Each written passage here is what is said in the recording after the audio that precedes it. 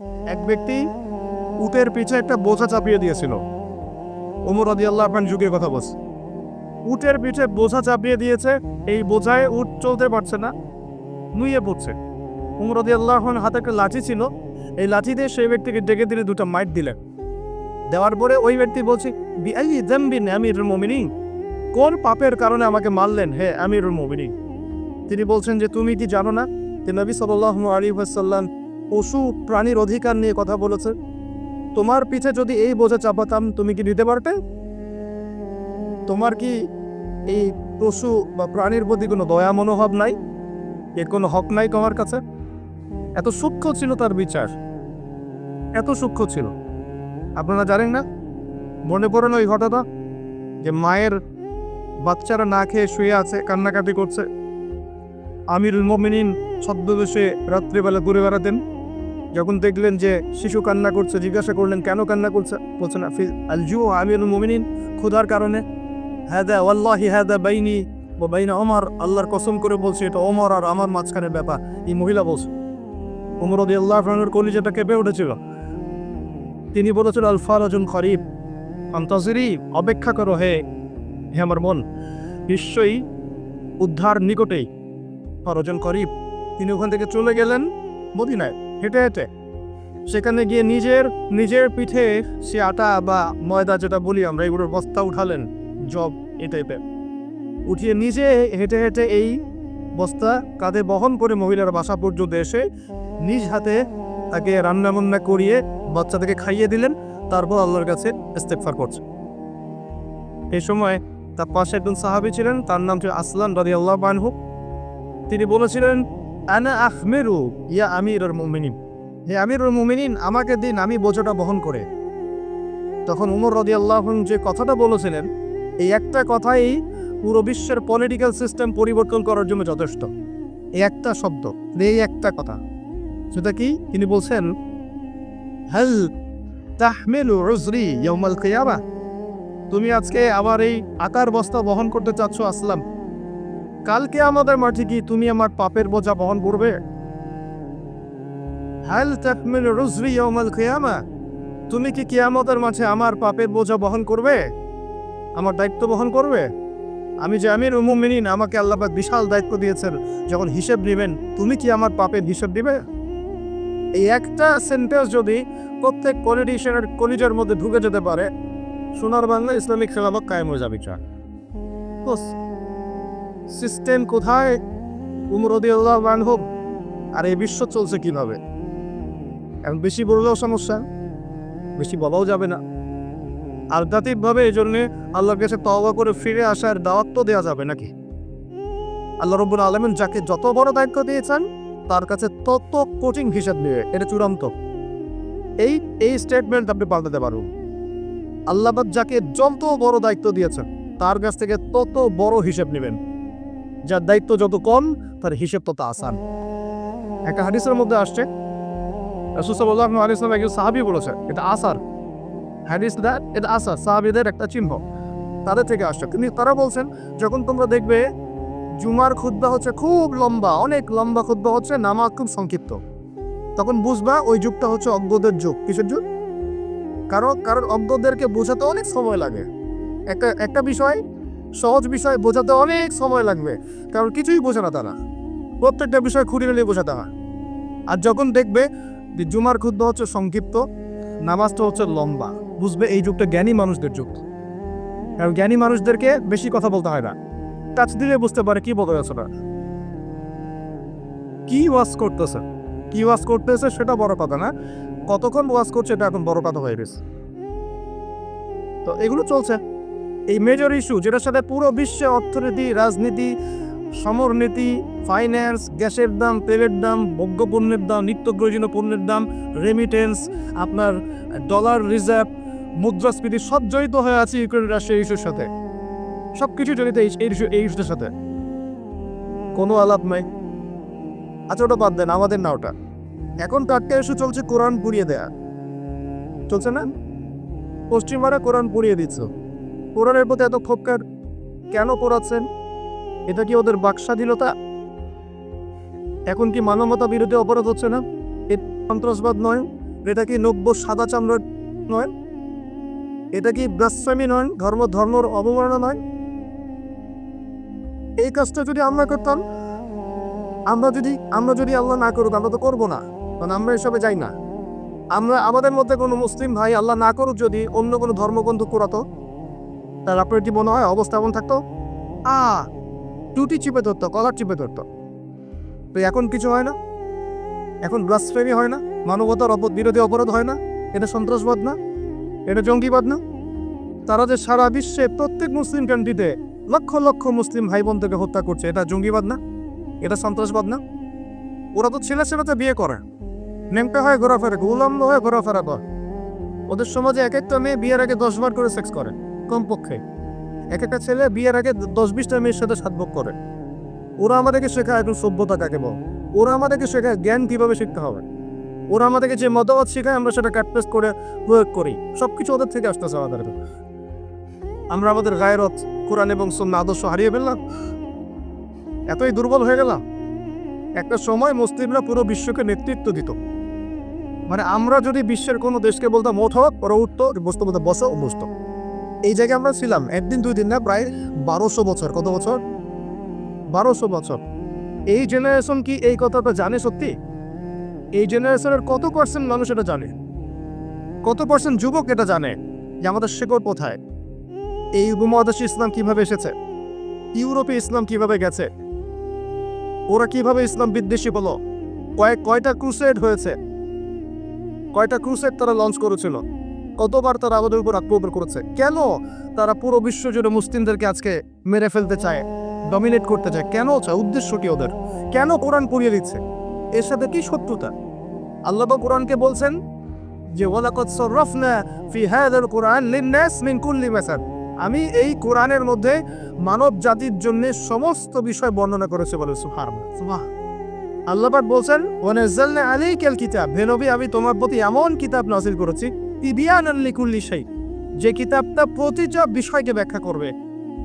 হুদা ওয়া রাহমাতান, এটা হেদায়েত এবং এটা রহমত। ওয়া বুশরা লিল মুসলিমিন, মুসলিমদের জন্য এটা বুশরা, সুসংবাদ। তো এত সুসংবাদে পরিপূর্ণ বইটাকে কেন করাচ্ছে তারা? কার প্রতি বিদ্বেষ? কেন কোরআনকে সহ্য করতে পারছে না? কারণ কোরআন ওদের সমকামিতার বিরুদ্ধে, কোরআন ওদের সুদের বিরুদ্ধে, কোরআন ওদের জুলুমের বিরুদ্ধে। কোরআন পৃথিবীর সমস্ত জুলুমের বিরুদ্ধে দাঁড়িয়ে যাবে। কোরআন পর্নোগ্রাফির বিরুদ্ধে, কোরআনের জিনার বিরুদ্ধে, কোরআন ওদের সমস্ত নোংরামির বিরুদ্ধে। এই কারণেই কোরআনের সাথে এত শত্রুতা। ওরা সারা বিশ্ব জুড়ে চুরি আর ডাকাতি করছে, কোরআন তার বিরুদ্ধে। সারা বিশ্ব জুড়ে শিরক ছড়িয়ে দিচ্ছে, কোরআন তার বিরুদ্ধে। সারা বিশ্বের মতবাদ ছড়িয়ে দিচ্ছে যে আল্লাহর পুত্র আছে ঈসা আলাইহিস সালাম, নাউযুবিল্লাহ, কোরআন তার বিরুদ্ধে। তারা মুহাম্মদ সাল্লাল্লাহু আলাইহি ওয়াসাল্লাম এবং তার সুন্নতকে অস্বীকার করে, কোরআন তার পক্ষে। কোরআনে বলা হচ্ছে যে আল্লাহর জমিনে আল্লাহ পাকের দিনটা প্রতিষ্ঠা করতে হবে, ওরা তার বিপক্ষে। এই সমস্ত কারণে ওরা কোরআনকে জ্বালিয়ে দিতে চায়। এখন কোরআনে কখনো বলা আছে নিরপরাধ কোনো মানুষকে হত্যা করতে হবে? এইরকম একটা কিতাবকে তারা কেন করাচ্ছে? এই শুনে কতগুলো ওয়াজ মাহফিল শুনেছেন, কয়টা প্রশ্ন শুনেছেন? সমস্যা আমাদের মধ্যেও, সমস্যা আপনাদের মধ্যেও, সমস্যা অডিয়েন্সের মধ্যেও, সমস্যা যে স্পিচ দিচ্ছে তার মধ্যেও। আমরা কেউই পারফেক্ট না। আমরা সবাই আমাদের জায়গা থেকে খেয়ানত করছি, আমরা সবাই যার যার জায়গা থেকে আমানতের খেয়ানত করছি। এর আমরা সবাই যার যার জায়গা থেকে আমানতদার হতাম, আজকে ইসলামের অবস্থা এমন হতো না। বিশ্বাস করেন, সেকুলার সমাজ, নাস্তিক সমাজ, বা যারা একটু মুক্ত চিন্তা বলে, বাকস্বাধীনতার কথা বলে, মুক্ত চিন্তার কথা বলে, যারা দাবি করে তারা একটু স্মার্ট, এমন দাবি করে না, এই বিশাল কমিউনিটি ইসলামের নামে এরকম কিছু ভণ্ডামি দেখে ইসলাম সম্পর্কে বিরূপ ধারণা সৃষ্টি করে। এই ইস্যুগুলোকে কেন্দ্র করে তারা সারা ওয়ার্ল্ডে প্রোপাগান্ডা চালায় ইসলামকে এমন। ইসলাম কি এমন? ইসলামকে আজকে হাসি ঠাট্টার পাত্র বানানো হয়েছে। এইগুলো দেখে কোনো মানুষ ভালো থাকতে পারে? যদি ভিতরে ঈমান থাকে, আপনার ভিতরে রক্তক্ষরণ হবে, আপনার কলিজা কাঁপবে, ভিতরে একটা জ্বালান ফিল হবে, আগুন জ্বলবে ভিতরে, সমুদ্রের মতো। সমুদ্র আস্তে আস্তে বয়ে যাচ্ছে ঠিকই, ভিতরে কিন্তু আগ্নেয়গিরি আছে। জানেন সমুদ্রের ভিতরে কি আছে? আগুন আছে, আগুন। কিয়ামতের দিন ফেটে পড়বে সমুদ্র, একদম কিয়ামতের দিন সমুদ্র ফেটে পড়বে এবং পানিতে আগুন লেগে যাবে। আমরা তো জানি যে পানিতে নেভায়, আগুনকে নেভায় পানি, তাই না? কিয়ামতের মাঠে উল্টা হবে, আগুনেই আর পানিতে আগুন লেগে যাবে কিয়ামতের মাঠে। সূরা তাকবীর পড়ে দেখেন, এর নিচের মধ্যে এরকম আগুন আছে। এগুলো দেখার পরেও কোনো ইমানদার মানুষ ভালো থাকতে পারে? টাটকা ইস্যু ছিল এই যে একটা বৈশ্বিক সংকট, যুদ্ধ চলছে সারা বিশ্বের, তার উপর করোনার একটা প্রভাব চলে গেছে। আরেকটা আছে এই যে কোরআন ইস্যু চলছে এখন। আর সবচেয়ে লেটেস্ট, এবং এটা তো চলছেই বিগত 80 বছর থেকে, আবার নতুন করে ইস্যু চলছে এখন, প্যালেস্টাইন, ফিলিস্তিন এবং ইসরায়েল ইস্যু চলছে না? এখনকার ইস্যু ওদের, এখনকার ভীষণ কি, যে আমাদের মসজিদ বাইতুল আকসা, মসজিদুল আকসা, এটাকে সরিয়ে পেলে সেখানে ওদের টেম্পল নির্মাণ করার প্ল্যান এখন। আমরা এই পর্যন্তই বলতে পারবো না, এর বেশি কিছুই করতে পারবো। আমাদের ইমান এই অবস্থাতেই এখন। একটা লেভেল থাকে, মান রাআ মিনকুম মুনকার, কেউ যদি কোনো মুনকার কাজ দেখে, ফালিয়ুগাইয়ির বিয়াদিহি, ক্ষমতা থাকলে হাত দিয়ে সরিয়ে দিব, মানে ক্ষমতা থাকলে একদম লড়াই করে সরাই দিব। এটা এক নাম্বার। 2, ওয়াইল্লাম ইয়াস্তাতি, যদি সেটা করতে না পারে, বিলিসানি, কমপক্ষে লিসান দিয়ে বলবে। লিসান দিয়ে বলে কয়জন? ওঠেন বসেন, ওয়াজ মাহফিল চলছে, লিসান দিয়ে বলে কয়জন? কয়জন হকপন্থী উলামায়ে কেরাম এই পুরো ওয়ার্ল্ড অ্যাফেয়ার্সের বড় বড় ইস্যুগুলোকে নিয়ে বীরদর্পে কথা বলছে বাংলার মাটিতে? কিন্তু দেখতে হবে তো, আপনাকে খেয়াল করতে হবে তো বিষয়গুলো। ওয়াজ মাহফিল কি আল্লাহর আমানত না? এ দিনের আমানত না? এটা কি মুসলিমদের পক্ষে কথা বলবে না বিপক্ষে কথা বলবে? ইসলামকে রিপ্রেজেন্ট করবে কি না? তাহলে ওই ইস্যুটা কি বড় ইস্যু নয়? শেষ জামানার হাদিসগুলো পড়ে দেখেন, শেষ জামানার সবচেয়ে ইম্পর্টেন্ট জায়গা হচ্ছে এই জেরুজালেম থেকেই শেষ জামানার সবচেয়ে বড় বড় ঘটনাগুলো ঘটবে। ওইখানেই দেখবেন লড়াই হচ্ছে, দাজ্জালকে মেরেও ফেলা হবে ওইখানে। ওই জায়গাগুলোতেই ঈসা আলাইহিস সালাম আসবেন, ওখানে ইমাম মাহদী, সবই ওখানে। শেষ জামানার বড় বড় ক্যারেক্টার সব ওখানে, সবই ওখানে। এমনকি যে বাহিনীর কথা বলা হয়েছে শেষ জামানায়, একটা বাহিনী, আল্লাহর সেনাবাহিনী, লড়তে লড়তে লড়তে লড়তে ওই জেরুজালেম পর্যন্ত চলে যাবে। পৃথিবীর কোনো শক্তি ওটাকে দমন করতে পারবে। এটাও হাদিস আসছে। এমনকি এমন হাদিস আসছে যে তোমরা ইহুদদের সাথে যুদ্ধ করবে, নবীজি বলেছেন। এমনকি কোন যদি ওদের কোনো যোদ্ধা যদি এই পাথরের বা গাছের পিছনে গিয়ে লুকায়, এই গাছ এবং পাথর কথা বলা শুরু করে, যে কোনো আলেমকে জিজ্ঞাসা একবার হাদিসটা বলে দিবে, গাছ এবং পাথর কথা বলা শুরু করবে, ইয়া মুসলিম, হে মুসলিম, হে মুসলিম সৈন্য, ইন্না ওয়ারা'আল ইয়াহুদ তাআল ফাকতুলহু, আমার পিছনে একজন লুকিয়ে আছে, আসো একে হত্যা করে যাও। গাছ এবং পাথর কথা বলবে। গাছ পাথর কেন কথা বলবে? কারণ আল্লাহ পাকের জড়বস্তু দীর্ঘদিন ধরে এদের জুলুম দেখতে দেখতে অতিষ্ঠ হয়ে যায়। ওয়ার্ল্ডের চেয়ে বড় বড় ইস্যু, তার মধ্যে এটা একটা ইস্যু ছিল, এখন চলছে। এখন ওরা কি বলেছে জানেন? ওদের গভর্নমেন্ট কি বলেছে? তার আগে বলি, ওই জায়গাটা কি মুসলিমদের না অমুসলিমদের? ওই জায়গাটা কাদের? উমর রাদিয়াল্লাহু আনহু ওই জায়গা বিজয় করেন নাই? সালাহউদ্দিন আইয়ুবী রাহিমাহুল্লাহ বিজয় করেন নাই? ওই জায়গায় মুসলিমরা প্রায় 1200-1300 বছর থেকে ছিল না? ওইখানে আমাদের বাড়িঘর থেকে মুসলিমদেরকে দূর দূর করে তাড়িয়ে দেওয়া হচ্ছে কেন? আর কারা তাড়িয়ে দিচ্ছে? কাদের ক্ষমতা? এই বিষয়গুলো নিয়ে ভাবতে হবে না? পড়াশোনা করতে হবে না? প্রথম বিশ্বযুদ্ধের আগ পর্যন্ত ওই জায়গাটা আমাদেরই ছিল। প্রথম বিশ্বযুদ্ধ হয়েছে 1914 থেকে 18 সালের মধ্যে। 1914 থেকে 18, এই যে এখন চলছে কত, 2023, এই যে 100 বছর হয়ে গেল। এই প্রথম বিশ্বযুদ্ধের সময় ব্রিটেন, নাম শুনে ব্রিটেন, ব্রিটিশরা এই যে আমাদের সাবকন্টিনেন্টে 200 বছর শাসন করেছিল। ইতিহাস পড়েন নাই? ইতিহাস পড়বেন কি? এখন তো এই নীল বিদ্রোহের ইতিহাস নাই, হাজী শরীয়তুল্লাহর নামই নাই, তিতুমিরের নামও নাই, ফরাইজি আন্দোলনের নামই নাই। ইতিহাস পড়বে কি আমাদের বাচ্চারা? নিজে একা একা ফিতনা থেকে বেঁচে থাকা যাবে না। ফিতনা থেকে বেঁচে থাকা যাবে না, দলিল কোরআনেই আছে, ওয়াত্তাকু ফিতনা, ওয়াত্তাকু ফিতনাতান লা তুসিবান্নাল্লাযীনা যালামু মিনকুম খাসসা। আল্লাহ বলছেন তোমরা সেই ফিতনা থেকে বেঁচে থাকো। আল্লাহর কথা শোনে আল্লাহ পাক বলছেন তোমরা সেই ফিতনা থেকে বেঁচে থাকো, যে ফিতনা শুধু জালেমদের উপর খাস করে আসবে না, মানে সবার উপরেই আসবে। বলেন তো সুদের ফিতনা সবার উপরে আসে নাই? আসে নাই? এই যে এক সময় ঘুষটা খুব অপরাধ মনে করা হতো, যে ঘুষ ছি মানুষ দেখলে কি জানলে কি বলবে। আস্তে আস্তে আস্তে আস্তে ইউজড হয়ে গেলাম, এখন স্বাভাবিক হয়ে যাচ্ছে দিন দিন। হ্যাঁ, নেওয়াই লাগে।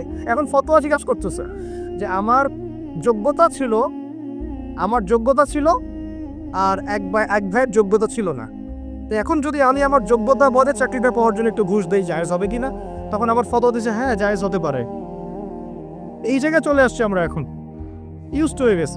আগে একটা ছিল যে ধর্ষণ, অল্প কিছু হলে মানুষের মধ্যে একটা এগ্রেশন কাজ করতো, মানুষ বিচার চাইতো, মানুষ আন্দোলন করতো, অনেক কিছু করতো।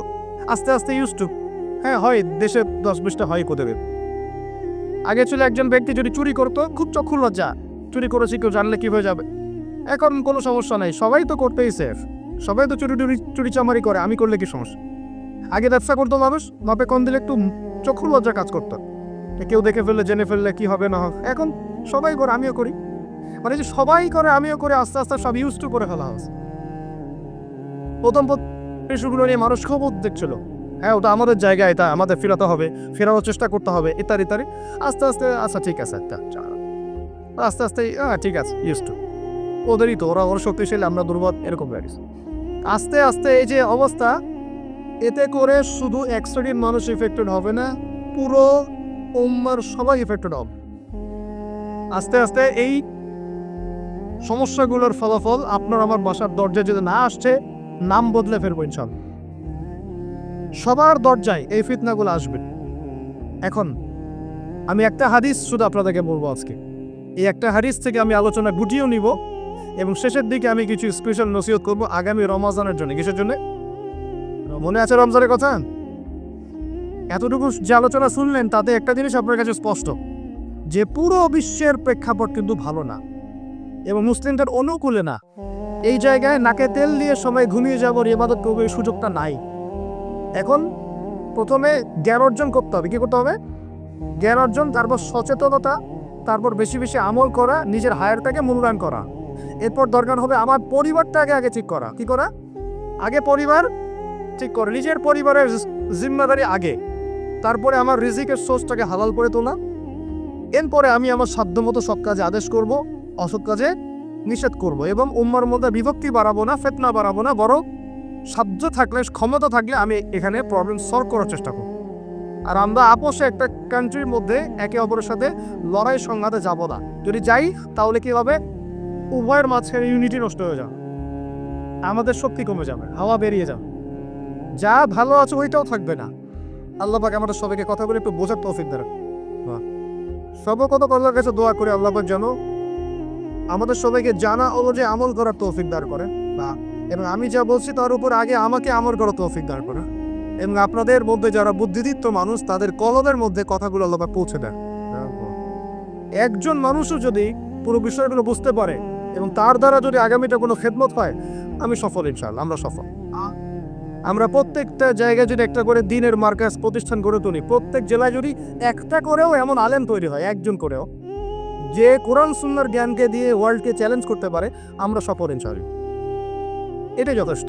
একজন ইমাম বুখারী রাহিমাহুল্লাহ এর ওস্তাদ বলতেন যে আমার এই দার্সের মধ্যে যদি এমন একজন ব্যক্তি বের হয় যে নবীর হাদিসগুলোকে, মানে সহি জয়ীফ জাল এগুলোকে বাছাই করে সহিগুলোকে আলাদা করে ফেলবে, হ্যাঁ, আমার আজকের দার্স সফল। ইমাম বুখারী রাহিমাহুল্লাহর কলবে কলিজায় এই কথাটা এত দাগ কেটেছিল যে তিনি পরবর্তীতে সেই ছাত্র হয়ে দেখিয়েছেন। একজনই যথেষ্ট, ভালো নেতা একজন যথেষ্ট, তাই না? উমর রাদিয়াল্লাহু আনহু কয়জন ছিলেন? একজন না দুজন? আবু বকর কয়জন হয়েছে? উসমান কয়জন হয়েছে? আলী ইবনে আবি তালেব কয়জন? একজন যথেষ্ট। একজন কি পাওয়া যাবে আজকে ইনশাআল্লাহ? যে কথাগুলো বুঝবে এবং আমল করবে, অনেক জ্ঞান অর্জন করবে ইনশাআল্লাহ, আমল করবে, পরিবার করবে, হালাল খাবে এবং সুন্নতের উপর থাকবে, সত্যটাকে সত্য বলে স্পষ্ট করবে, কাউকে ভয় করবে না, মিথ্যাকে মিথ্যা বলে স্পষ্ট করবে, কাউকে ভয় করবে না, ফিতনা বাড়াবে না, কমানোর চেষ্টা করবে, ব্যক্তিত্বশীল হবে, ইসলামকে হাসি ঠাট্টার পাত্র বানাবে না, ব্যক্তিত্ব সম্পূর্ণ হবে, এবং ইনশাআল্লাহ তাআলা সারা জীবনের লক্ষ্য স্থির করবে যে আমার জীবনের লক্ষ্য হচ্ছে আল্লাহর দিনকে প্রচার করা, প্রসার ঘটানো, প্রতিষ্ঠার চেষ্টা করা। একজন পাওয়া যাবে ইনশাল্লাহ? কে রাজি আছেন বলেন? বাকিরা রাজি নাই? হ্যাঁ স্যার, আলহামদুলিল্লাহ, আল্লাহ পাক কবুল করুন বলি আমি। বিসমিল্লাহির রহমানির রহিম। এবার হাদিসটা শোনা। নবী সাল্লাল্লাহু আলাইহি ওয়াসাল্লাম বলেছেন, বলেন সাল্লাল্লাহু আলাইহি ওয়াসাল্লাম, নবী সাল্লাল্লাহু আলাইহি ওয়াসাল্লাম বলেছেন, সাবআতুন, 7 শ্রেণীর মানুষ আছে। কয় শ্রেণী? আমার সাথে একটু মনোযোগ দেন, এটা আমাদের লেকচারের মূল জায়গা। 7 শ্রেণীর মানুষ আছে। কত শ্রেণী? সাবআতুন ইউজিল্লুহুমুল্লাহু তাআলা ফি জিল্লিহি, আল্লাহ পাক এই 7 শ্রেণীকে আল্লাহর ছায়ায় ছায়া দিবেন, মানে আল্লাহ পাকের আরশের ছায়ায় ছায়া দিবেন। ইয়াউমা লা জিল্লা ইল্লা জিল্লুহ, যেদিন এই ছায়া ছাড়া অন্য কোনো ছায়া থাকবে না। সুবহানাল্লাহ। কত শ্রেণী? আমি জানি হাদিসটা আপনার আগেও শুনেছেন, তা আজকে নতুনভাবে শেখেন। কয় শ্রেণী? 7 শ্রেণী। কোথায় ছায়া পাবে? আরশের ছায়া। ওই দিন অন্য কোনো ছায়া থাকবে না। এই ছায়া ছায়া পাবে মানে সে কি জান্নাতি না জাহান্নামী? তার কোনো টেনশন হবে না, হিসাব বিকাশের টেনশন, কোনো ভয়, কোনো কিয়ামতের বিভীষিকা, কিচ্ছু না। একদম সুকুন, ইতমিনাল, একদম নিরাপদ। আচ্ছা, 1 নাম্বার, আগে সিরিয়াল ওয়াইজ বলি, তারপর আপনাকে বোঝাচ্ছি। 1 নাম্বার হচ্ছে ইমামুল আদিল। কি নাম? ইমামুন আদিল, মানে ন্যায়পরায়ণ শাসক। ন্যায়পরায়ণ শাসক। রাষ্ট্রের শাসক হতে পারে, সমাজের হতে পারে, পরিবারেরও হতে পারে। যেখানে যে দায়িত্বশীল তাকেই তার দায়িত্বশীল বলা হয়। আচ্ছা, 1 নাম্বার ইমামুন আদিল। 2 নাম্বার ওয়াশাবুন, এই যে তুমি যুবক, ওয়াশাবুন যুবক, নাশা ফি ইবাদাতিল্লাহি তাআলা, যে আল্লাহ পাকের ইবাদতে তার যৌবন বিলিয়ে দিয়েছে। কে সেটা, যুবক না বৃদ্ধ? কি করেছে? আল্লাহর ইবাদতে জীবন যৌবনটাকে বিলিয়ে দিয়েছে। বিলিয়ে দেওয়ার মানে কি? বিলিয়ে দেওয়ার মানে কি পার্ট টাইম মুসলিম হও না ফুল টাইম মুসলিম হও? ফুল টাইম মুসলিম। আচ্ছা, সে কি কোরআন হাদিসের অংশ মানবে না পুরোটা মানবে? আলহামদুলিল্লাহ। 3 নাম্বার রাজুলুন, এমন ব্যক্তি, কলবুহু, যার কলব, কলব মানে কি? অন্তর, মুআল্লাকুন ফিল মসজিদ, মসজিদের সাথে অন্তর কি থাকে? জুড়ে থাকে। এটা কি সত্যি সত্যি করে জুড়ে থাকে না টান? কি বোঝানো হচ্ছে? মসজিদের সাথে কি টান? ওই যে মোবাইল ফোনের সাথে যেমন হয়েছে আর কি, এখন ওইটাই হয়েছে না মোবাইলের সাথে। এখন রাজুলুন কলবুহু মুআল্লাকুন বিল মোবাইল, এখন হয়েছে এরকম এমন ব্যক্তি যার অন্তর কি হয়? মোবাইলের সাথে জুড়ে থাকে, থাকে না? সবার আমার সহ সবার ফোন সার্চ করে দেখা যাবে যে আমরা লাস্ট হতে 1 ঘন্টা 2 ঘন্টা আগে লাস্ট টাইম আমরা হোয়াটসঅ্যাপ চেক করেছি, ফেসবুক চেক করেছি, আমরা ইউটিউব চেক করেছি। কিন্তু যদি আমল নামে দেখা হয়, দেখা যাবে লাস্ট 1 মাসে কোরআন চেক করে নেয়, লাস্ট 2 মাসেও হাদিসের একটা বই খুলে দেখে না। আল্লাহ পাক আমাদেরকে বোঝার তৌফিক দান করুন, এইরকম খারাপ বদভ্যাস থেকে বেরিয়ে আসার তৌফিক দান করুন। এখানে 3 নাম্বার, সেই ব্যক্তি যার কলব কোথায় ঝুলে থাকে?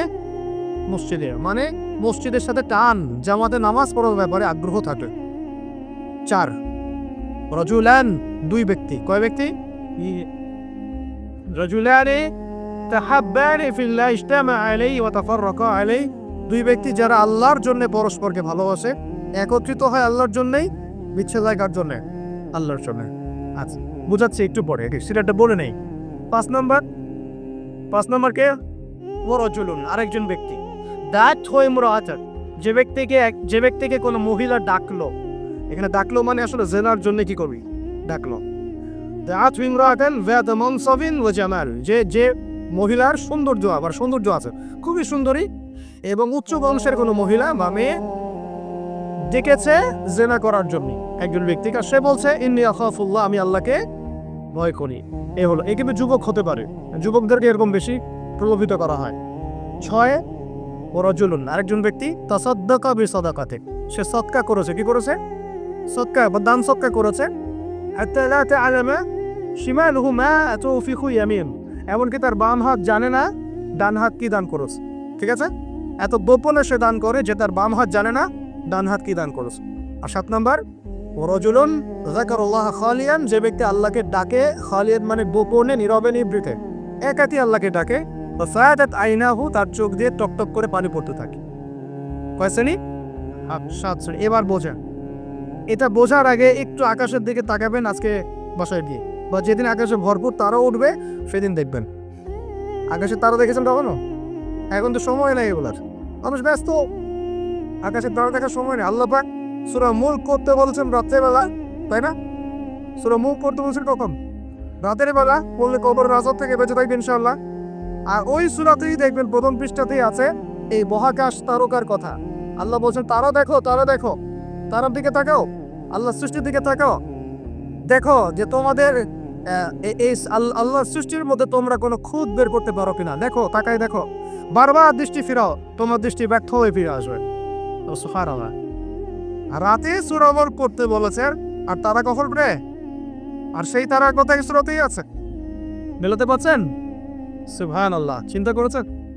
এখন এখান থেকে হাদিসে আসতেছে, আকাশের তারাগুলো দেখবেন, দেখে মনে হবে যে হয়তো বিক্ষিপ্ত হয়ে আছে, আসলে বিক্ষিপ্ত না।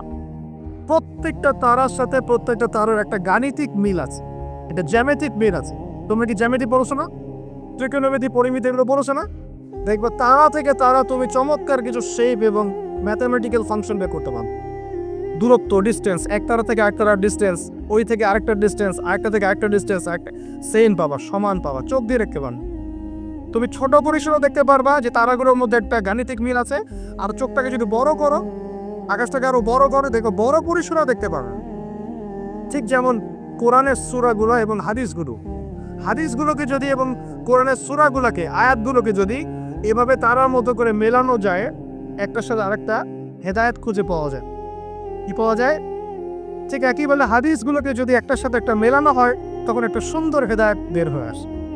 একটা এক্সাম্পল দিলে মুস্তফা, ইসলাম, আল্লাহ পাক বলছেন সূরা মাইদার 3 নম্বর আয়াতে ইসলামকে পরিপূর্ণ করেছে। কি করেছি? ইসলামকে পরিপূর্ণ করেছে। আবার আল্লাহ পাক বলছেন সূরা আলে ইমরানে গিয়ে, এই পরিপূর্ণ দিন বাদ দিয়ে কি তোমরা অন্য কোনো দিন তালাশ করছো? আবার আল্লাহ পাক সূরা আলে ইমরানের শুরুর দিকে নিয়ে গিয়ে বলছেন এই পরিপূর্ণ দিনই আল্লাহর কাছে একমাত্র দিন। মানে একটার সাথে এটা মেলাবেন, আপনি ডটগুলো মেলালেই আপনি একটা রেজাল্ট পাবেন। আর যে কোনো মাসালা, যে কোনো বিষয়।